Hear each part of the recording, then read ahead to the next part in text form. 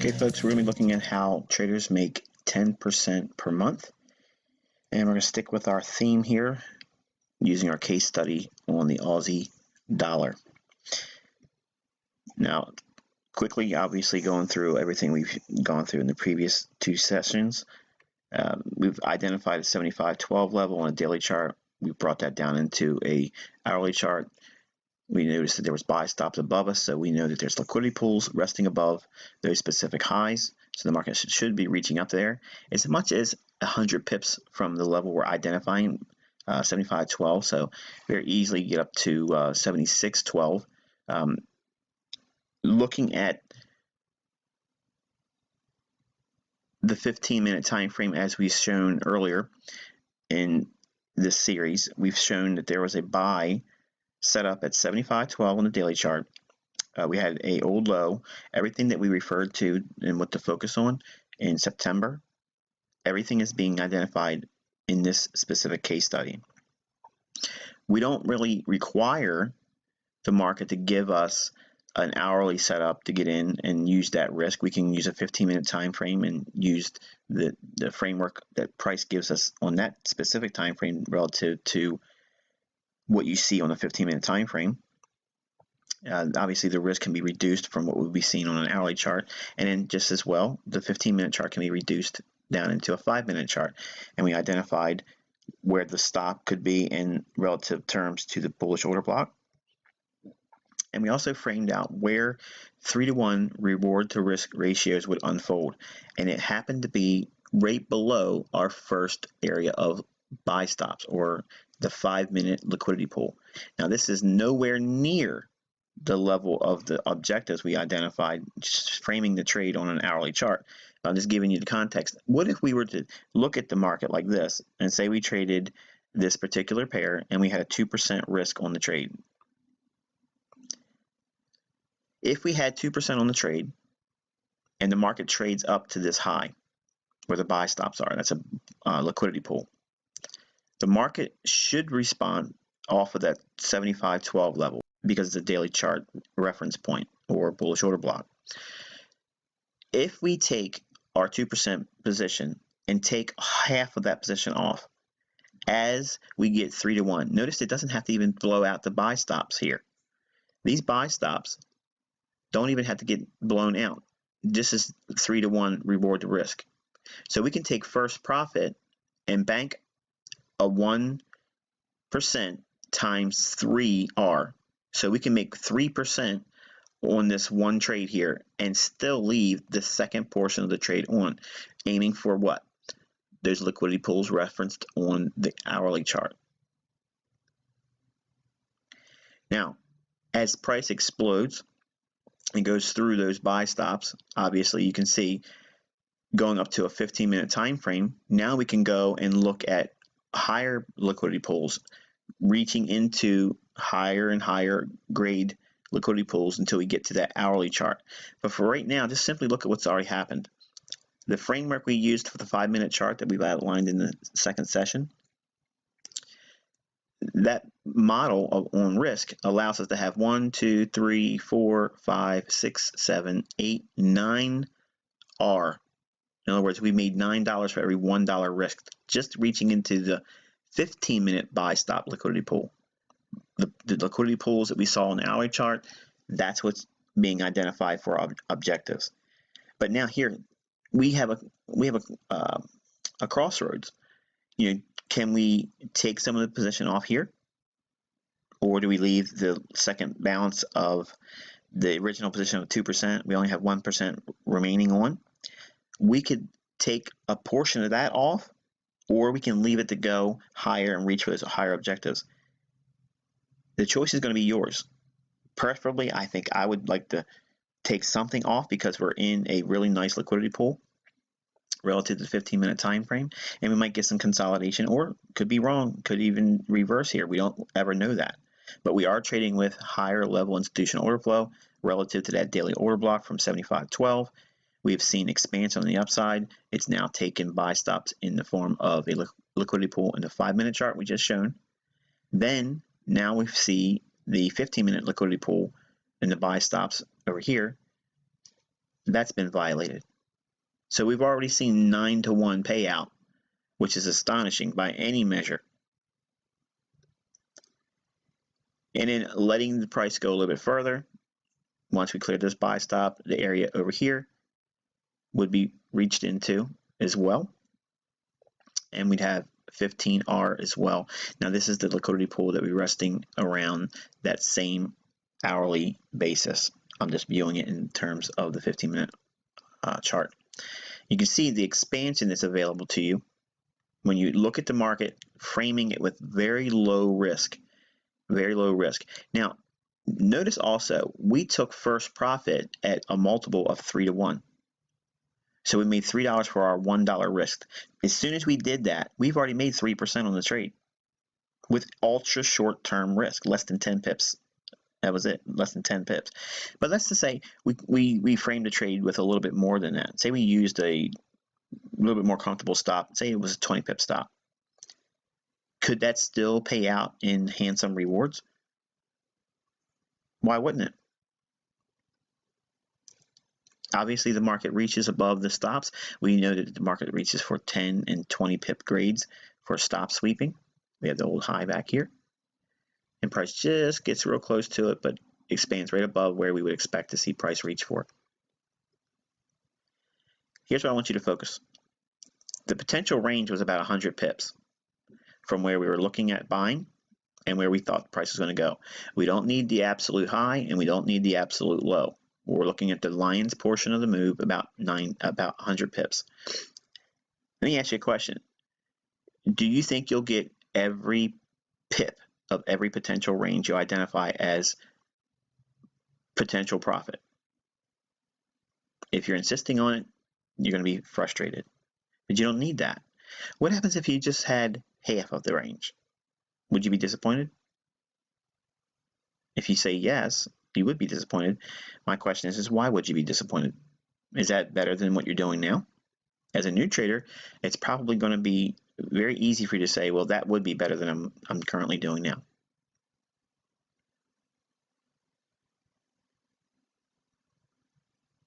Let's look at some numbers.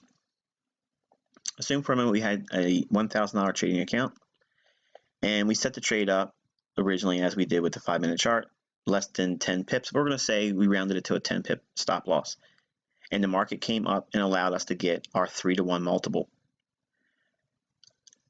In this trade, we would already have 3% paid to us. Now, we're going to assume that you've gone through the mentorship, you've learned how to do this, and you've gone to the point where you are comfortable trading with live funds. Or maybe you're still in the demo account. If that choice is yours, you have to make the decision and timing for your own sake. I can't do that for you. But say, for instance, you're looking at the trade, and it's framed just like we were outlining it here. And it allows you to get a 2% position on. In other words, to trade is 2% risk. If you have the opportunity to get 3-to-1 paid out and you take that off your position, now you have 1% remaining. The first 1% taken off with a multiple of 3-to-1, you'd be taking profits at 30 pips. You've already banked 3%. Look what that does in a month. By itself, it's over 10%. So even if that's all you get is the first profit objective of 3-to-1. So if you frame your trades with really small risk, it's easy to get multiples of 3-to-1 or more for your reward. So your R levels are easy to get to when you start refining your risk. See, it's not having big risk that makes the money. It's having the small risk that makes the money. That's the real secret. the fact that you need to be able to frame your trades on levels that should see institutional sponsorship. That means, should the banks propel price higher or lower because it's off a daily chart or weekly chart or monthly chart? Those levels are going to be highly impactful in terms of price action.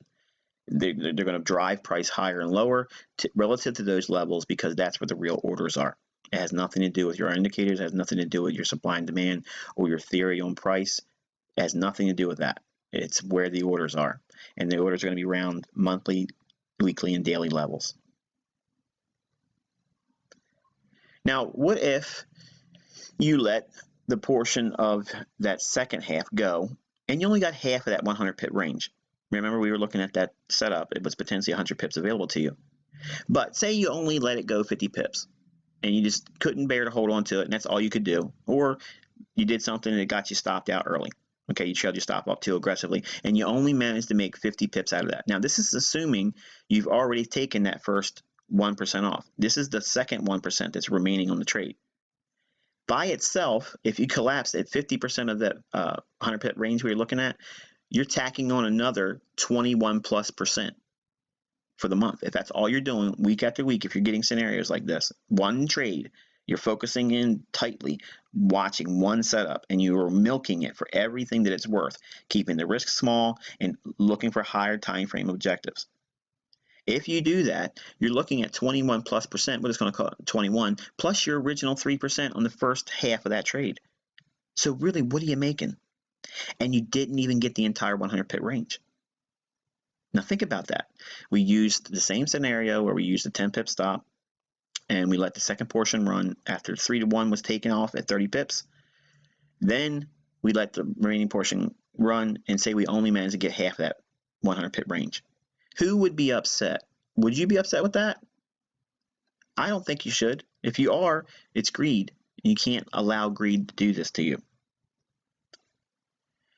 Now, what happens if you get the entire 100 pip range?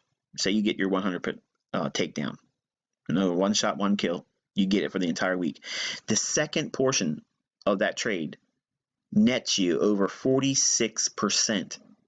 That's in 1 month, okay? If you let this continuously pan out and you do this every single week and you're looking for one shot, one kill scenarios and you get 100 pip objectives taken down on the second portion of your trade, remember, you're already taking partials off at 3-to-1. So you're taking 1% off. If every trade you take is 2%, once you know what you're doing, you scale off 1% at 3-to-1, and you wait for the second portion to reach for these higher time frame objectives. That's how you make a lot of money. You pay yourself initially, get paid, pay the trader. Take partials. Don't listen to people that don't make money. You have to pay yourself because you don't know if your trade's going to pan out. But once you get 3-to-1, you're already living in an environment that pays exceedingly well. Think about that. If that's all you managed to do is get first objective at 3-to-1, and it's all you ever did, nothing ever panned out beyond that, who would be complaining about that? Only folks that are demanding precision beyond your personal efficiency right now. You can't do it. You don't have that level of efficiency yet. You can grow into that over time, but you have to allow that time to take place. But if you get these one-shot, one kills, where you're looking for a nice weekly trade of a 100 pip range, you don't need the 100 pip range to pay you out handsomely. But if you go in aiming for it, once in a while you'll hit it. And we'll just play devil's advocate for a moment. And again, we're going to assume for a moment you did. You're able to take down 100 pips a week. It may require you to do another trade to pan out to get to that 100 pips. I'm not telling you to force yourself to get 100 pips every week, but it may require you to do a second trade or a third trade. Or you may take another trade and it reduces you down to just this. You can lose. You're going to have encountered barriers like everyone else does in trading. But if you're making your second portion of your trade pan out and you're reaching for higher time frame objectives, like we just framed with this trade, a low risk trade that's been framed on a higher time frame premise with the things that I taught you to focus on the month of September's content, the second portion of the trade will always make more than the first.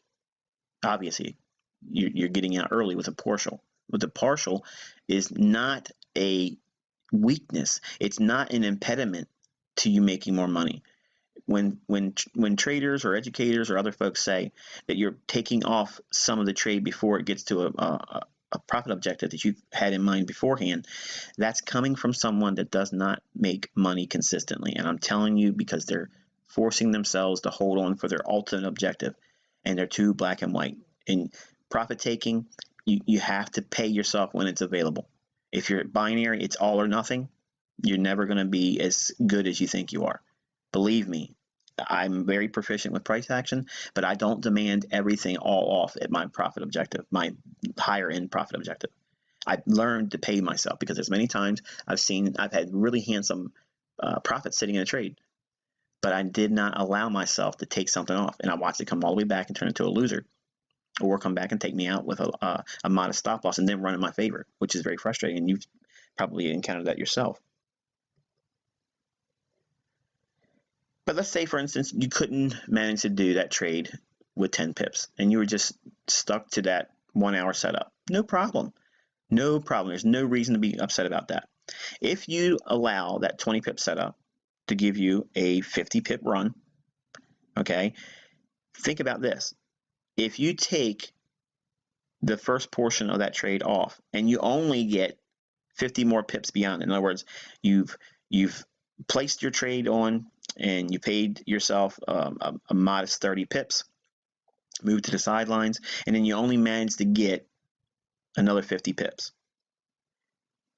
Well, you made over 10% right there on the second portion of the trade. Think about that. It's not about how many perfect exits and entries you get, because this is after your first profit. You pay yourself something and then let the partial run. The balance has to run, and that will always pay you more. And here's the thing, the psychological effects of it not being a trade that's already paid you. You've taken some skin off of it, and that's good, because you have 1 pound of flesh now, okay, for your time, your energy, and your focus in that marketplace. When you focus on trading like that, 10% in 1 month on the back end of your trade, that's not just, we've already factored in counting the first portion of your trade. That goes without saying. That leads to 12% by itself. But if you can't do those ultra short-term trades, you can still do trades like this. And that's still handsome. 10% compounded over the year is over 300% for the year. And that's amazing. Where else are you going to get 300% return? There's no money manager out there going to raise his hand and say, I'll do that for you. There's no fund manager who's going to say, hey, look, I'll double your money in a year. I can consistently do that. I'm going to work hard to do that. They're not working hard for your money. Okay? They're doing very little. They're very lazy. And you're going to watch your money better than anybody else. So when you see things like this, it's real important you focus on that number. Is an astonishing number. You can do very, very well with tripling your money every single year. 10% a month compounded does that.